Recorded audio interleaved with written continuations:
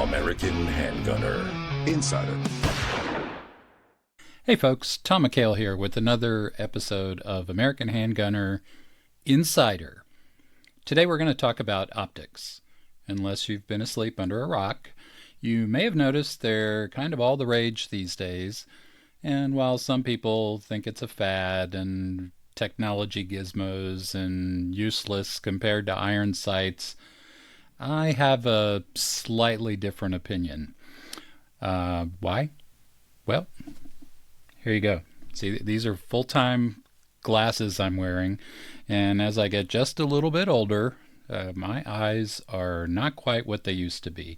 Now, just to be clear about this, I can see iron sights just fine, especially when I'm wearing my glasses. But what I have noticed is it is slower.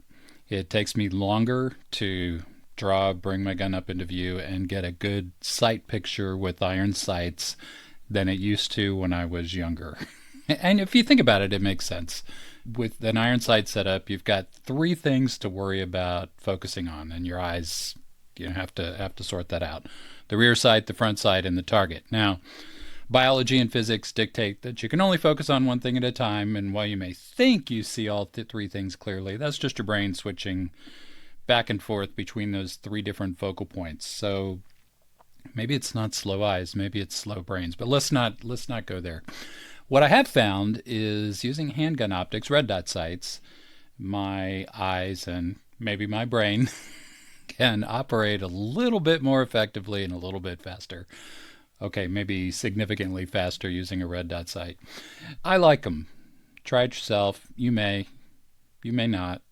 Your opinion, that's all that matters. So I'm going to tell you my perspective. So I like them. They're great. I have a number of pistols that are not red dot equipped. And this brings us to the real topic of today's talk. I think there are two, I'll call them logistical challenges for equipping your handguns with red dot sights. One, and I get this question all the time in reader mail through the magazine, is that finding the right adapter plate to fit your particular gun or your particular slide cut to the optic that you have can be a little bit of an adventure. If you're buying a new gun, a lot of companies will either cut the slide for certain sights, or more often they will include plates. But what I'm seeing more and more is a lot of companies are making plates optional now. 20, 30, 40, 50 bucks, whatever the case may be. You buy the gun so they don't have to bury the cost in the price of the gun, and then after you get it, you figure out which plate you need to then order from that company. So as a result of that, and also I would call it custom process of milling slide cuts into existing guns that weren't designed that way, there has been an explosion in the aftermarket for sight adapter mounting plates. One company who has jumped into this with both feet is a company called Night Fision.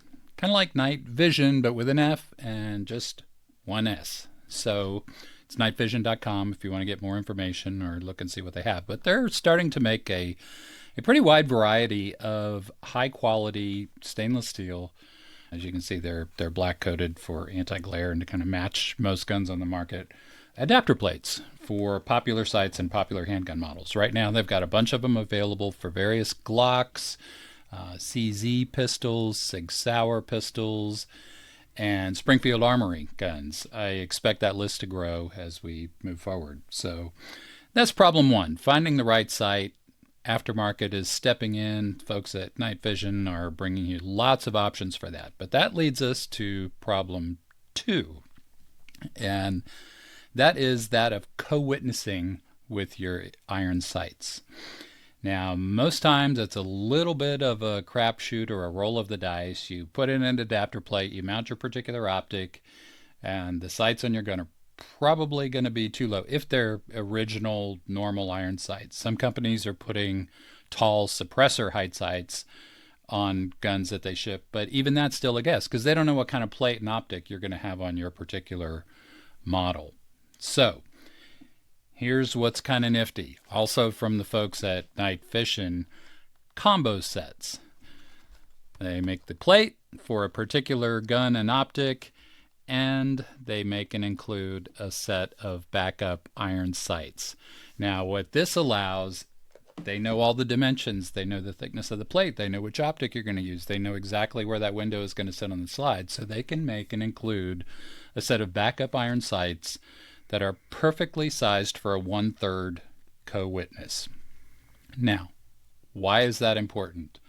A lot of times what I've ended up with when installing an optic without a planned system like this is I do get a co-witness, but it is tiny. It might be a 1/10 window co-witness. And what that means is if your window is yay high, you might see the rear and front sight in the very, very bottom of that window. Can you do it? Yes. Is it something you're going to see in a moment of stress or having to do this at speed? No. Now, on the other hand, if everything's too high, the rear sight and the front sight are halfway up the window, you're constantly obstructing the view of your red dot sight, which kind of defeats the whole purpose of the red dot sight. So these folks have figured out that 1/3 is what they're shooting for, and that's where they're going to put the top of the rear sight and the top of the front sight. So it's out of the way of the red dot when you're shooting with optics, but it is there, easy to see and easy to pick up when you're having to resort to iron sights. Battery runs out, malfunction, breakage, whatever the case may be.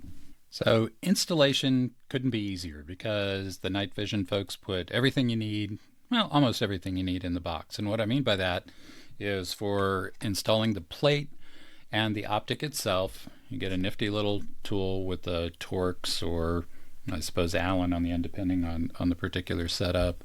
Little flat blade here comes in handy for adjusting your optic once everything is installed. But they also give you an assortment of screws for both mounting the plate to the slide and then mounting the optic to the particular plate, because the plate thread cut and the screws have to match, obviously. So the only thing that I think you really need is a punch type tool, and I would recommend a heavy polymer punch. You can pick those up at Brownell or concoct your own from scraps in the garage so you don't mark up your slide, removing the old sights and putting in the new ones. Depending on the model of pistol, most of what the company offers are dovetail front and rear sights, but for the GLOCK models, of course, you've got the screw-on front sight that's compatible with the GLOCK system because there's a hole in the front of the slide for that purpose. The rear sight, also a dovetail, but comes with an interior screw so you can make adjustments, tighten that thing down, and set your windage for your particular pistol setup. So super easy to do. You can do all this at home. Check them out for the complete kit of what you need to make your existing pistol optics ready with a perfect 1/3 co-witness. Night Fision, FISION.com. If you like what you see, hit that like button, hit subscribe to be notified of the next edition of American Handgunner Insider, and we will catch up with you next time.